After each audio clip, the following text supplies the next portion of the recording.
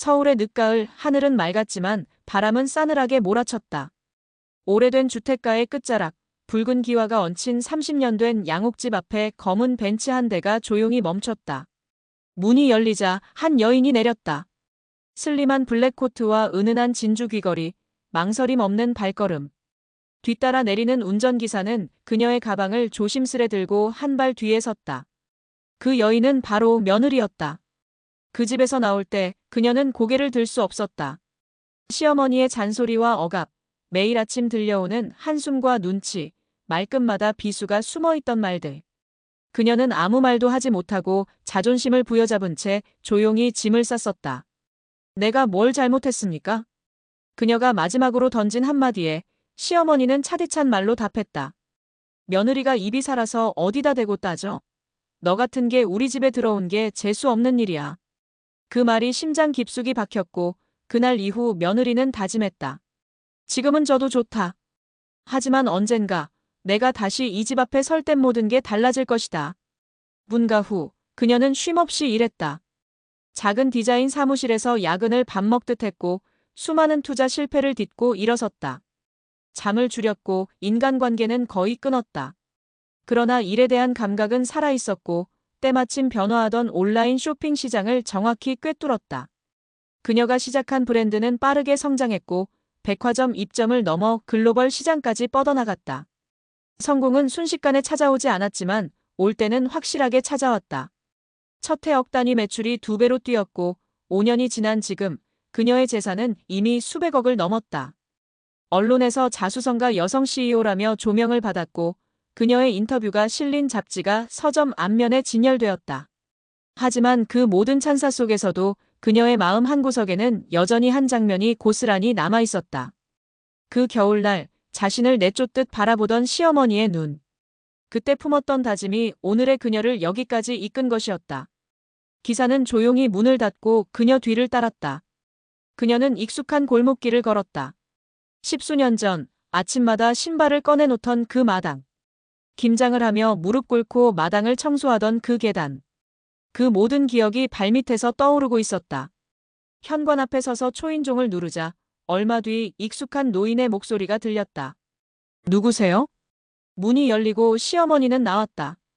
순간 그녀는 말문을 잃었다. 그 눈앞의 여인은 자신이 아는 그 며느리가 아니었다. 우아한 몸가짐, 냉철한 눈빛, 얼굴에는 화장이 자연스럽게 어우러져 있었고 손목에는 해외 명품 시계가 반짝였다. 어머니, 저예요. 예전에 이 집에서 살던 며느리요. 그 말에 시어머니는 그대로 굳어섰다. 입술이 떨렸고 시선은 며느리의 옷, 가방, 차 뒤에 서 있는 운전기사에게까지 번졌다. 이게 어떻게 된 일이니? 너 지금 뭐 하며 사니? 어쩌다 이렇게. 그 말은 단순한 놀라움이 아니라 어디선가 복받쳐 오르는 조급함이 섞여 있었다. 며느리는 미소도 없이 대답했다. 그냥 어머니 말씀대로 살지 않으니까 이렇게 되더라고요. 순간 시어머니의 얼굴이 하얘졌다. 내가 그땐 좀 심했지. 너도 얼마나 힘들었을까. 근데 이젠 이렇게 훌륭해져서 정말 대단하구나. 시어머니는 점점 목소리를 낮췄다. 미안했다. 그땐 내가 너무 몰랐어. 그게 다 널 위한다는 마음이었는데. 그녀는 시어머니의 그런 말을 들으며 잠시 망설였다. 예전에 자신 같았으면 통쾌하게 돌아섰을 것이다. 그러나 지금은 달랐다. 성공은 분명 그녀에게 복수의 기회를 가져다 주었지만 복수보다 중요한 것이 있다는 것도 그녀는 이제 알았다. 어머니, 저 오늘 그냥 얼굴 한번 보러 온 거예요. 아직 마음이 완전히 풀린 건 아니에요. 하지만 저도 언젠간 며느리를 둘 테니까요. 그때 저도 어머니가 그랬던 것처럼 살고 싶진 않아서요. 그녀는 가방을 열고 작은 봉투 하나를 내밀었다. 안에는 시가 100만 원이 넘는 건강기능식품과 작은 봉투, 그동안의 고생에 대한 인사라고 적힌 쪽지가 들어있었다. 시어머니는 눈물을 삼키듯 고개를 숙였다. 그 순간 그녀는 더 이상 이 집의 며느리가 아니었다. 그녀는 스스로의 이름으로, 자존으로, 성공으로 다시 이 자리에 선 한 사람이었다. 그럼 전 이만 가보겠습니다. 어머니, 건강하세요. 그녀는 고개를 숙이지도 돌아보지도 않았다. 벼랑 끝에서 올라온 사람이 가진 유일한 자산은 뒤를 돌아보지 않는 눈빛이었다. 기사는 문을 열어주었고 그녀는 조용히 차에 올랐다. 벤츠는 천천히 골목을 빠져나갔고 시어머니는 그 자리에 한동안 멍하니 서 있었다. 그녀는 비로소 자신을 지우던 그 집을 완전히 떠났다. 한때 자신을 부정당했던 그곳에서 이제 그녀는 자신을 부정할 필요가 없었다. 성공이란 복수보다 자신을 지키는 방식이 되어 있었다. 며느리가 떠나고 오래된 골목에는 다시 정적이 내려앉았다. 시어머니는 봉투를 손에 쥔 채 마루에 앉았다. 문이 닫힌 지 오래인데도 벤츠의 잔향은 여전히 남아있는 듯했다. 정갈하게 접힌 봉투 안에는 예상보다 두툼한 현금과 정성스럽게 포장된 건강식품, 그리고 짧은 손편지 한 장이 들어있었다. 어머니, 그 시절 저는 너무 작고 약했습니다. 그러나 그 작고 약한 제가 어머니에게 버티는 법을 배웠고 세상과 싸우는 법을 배웠습니다. 이제 저는 저 자신을 지킬 수 있는 사람이 되었습니다. 그 모든 시작이 이 집이었기에 감사한 마음으로 인사드립니다. 시어머니는 그 짧은 글을 천천히 몇 번이고 읽었다. 눈이 침침해진 건 나이 탓만은 아니었다. 그동안 무수히 많은 며느리들이 들어오고 나갔지만 그녀처럼 다시 찾아온 이는 없었다.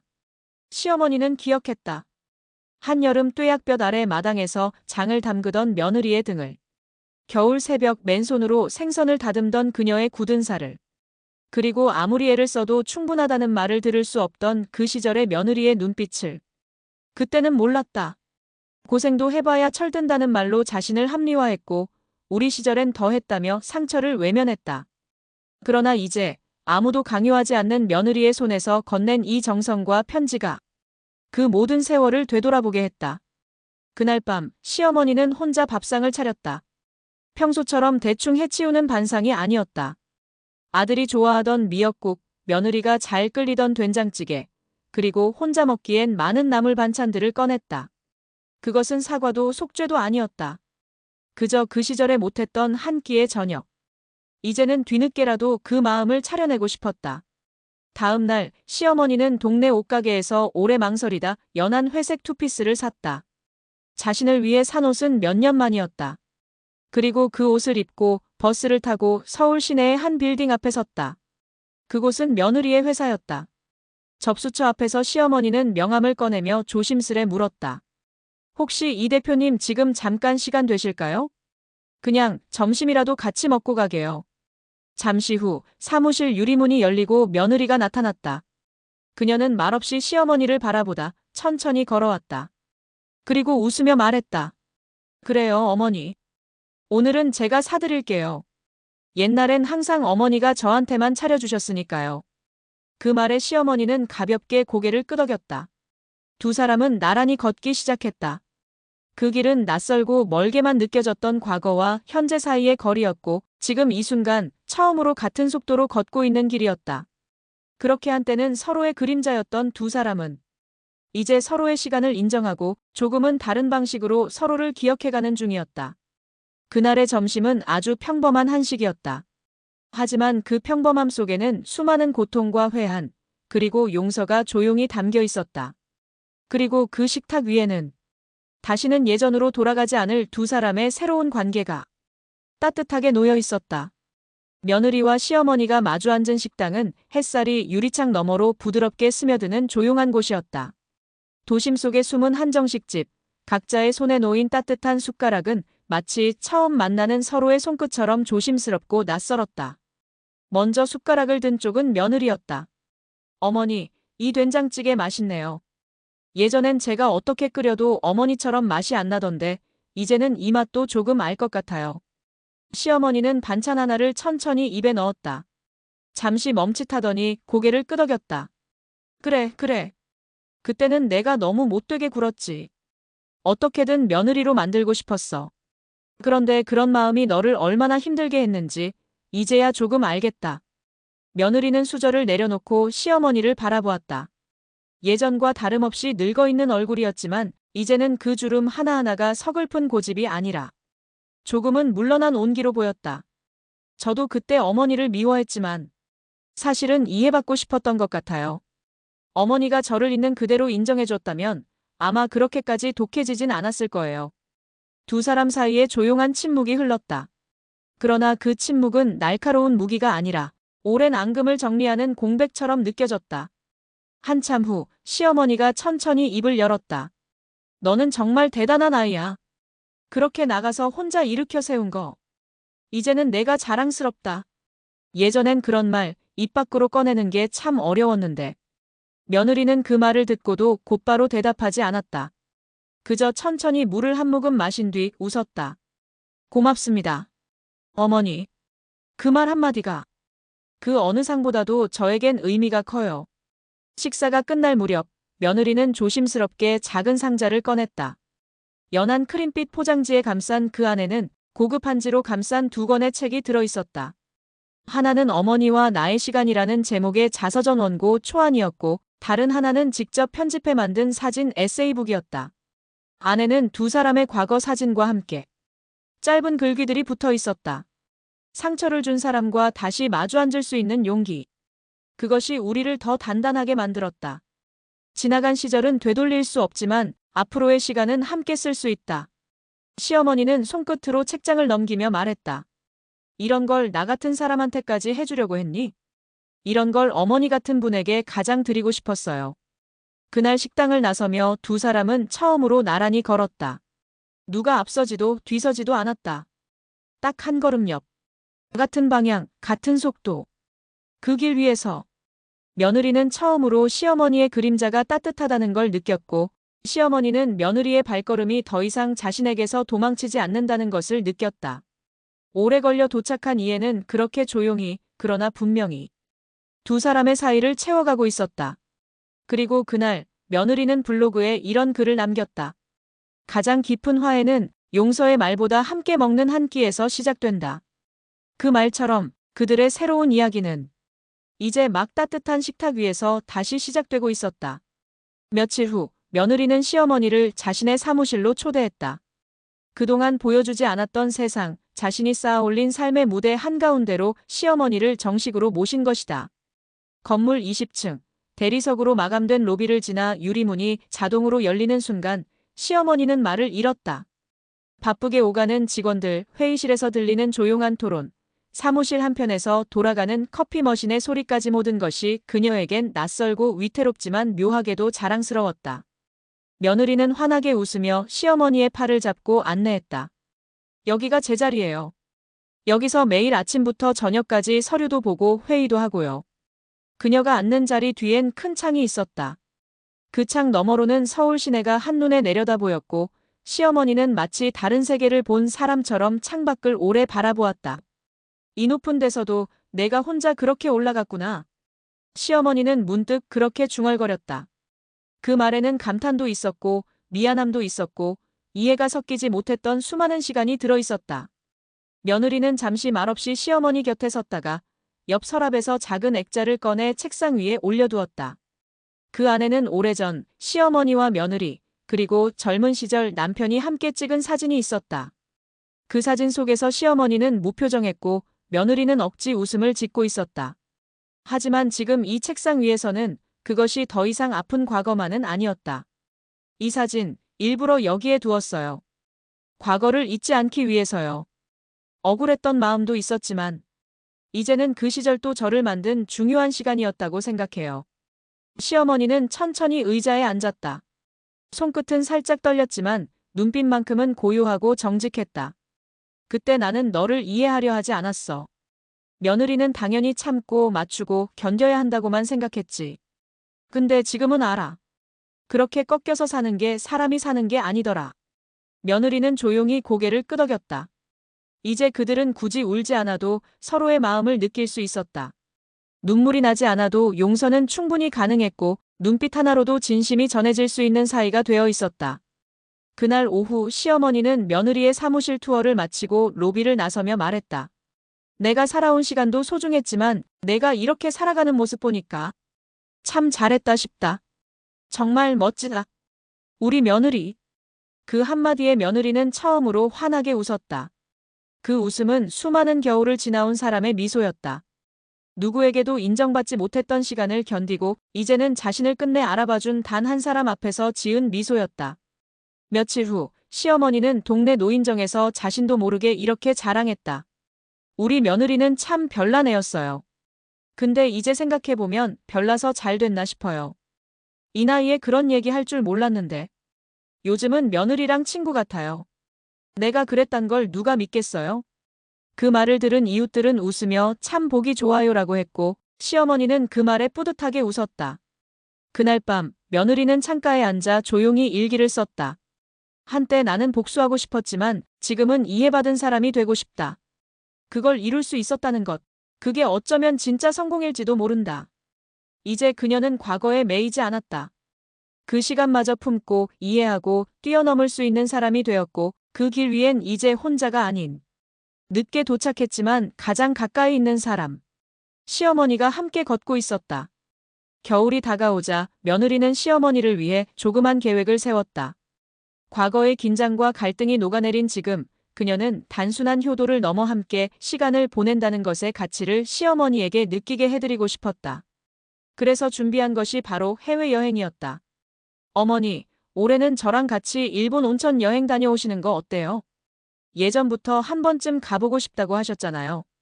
그 말에 시어머니는 처음엔 손사래를 쳤다.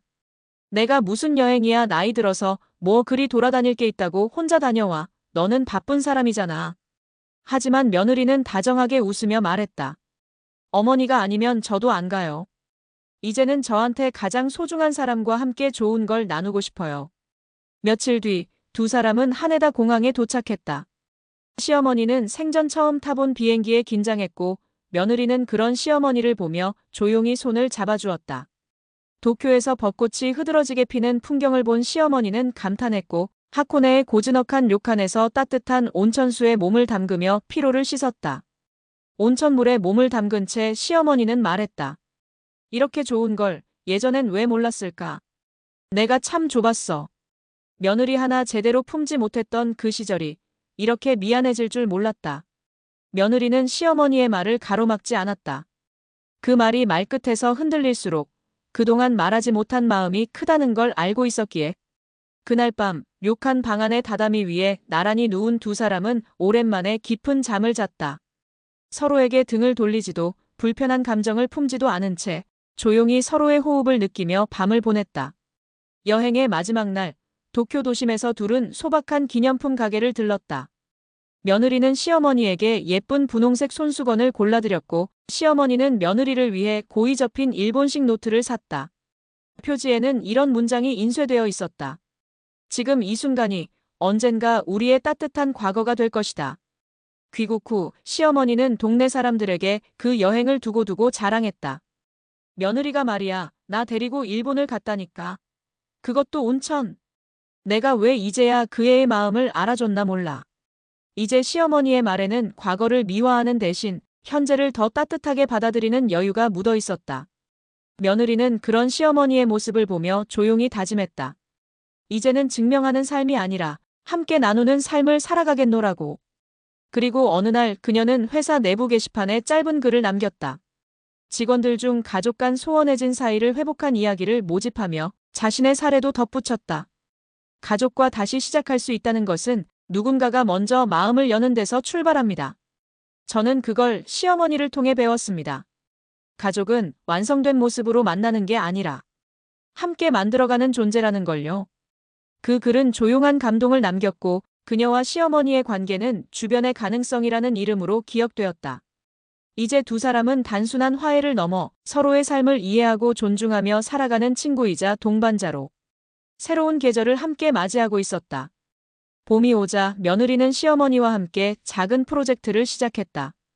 그것은 단지 새로운 일을 시작한다는 의미가 아니라 두 사람의 관계를 삶 속에서 조금 더 나누고 함께 채워나가자는 조용한 약속이었다. 그 프로젝트는 바로 작은 마을 공방이었다.